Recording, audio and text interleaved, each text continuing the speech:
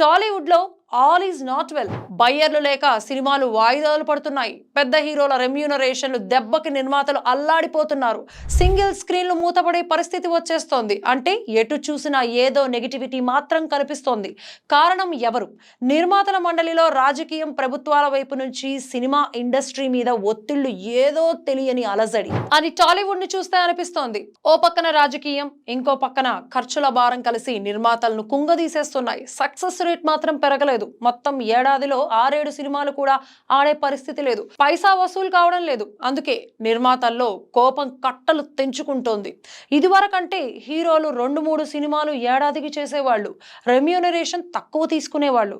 ఎక్కువ సినిమాలు వచ్చేసి థియేటర్లు నడిచేవి. ఇప్పుడు అలా కాదు. ఏడాదికి ఒక సినిమా రావడమే కష్టమైపోయింది. అందరూ రేట్లు పెంచేసరికి ఇండస్ట్రీ నీరసపడిపోతోంది. 2 కోట్లు వరల్డ్ వైడ్ షేర్ రాలేదు, పిలిచి 13 కోట్ల రెమ్యునరేషన్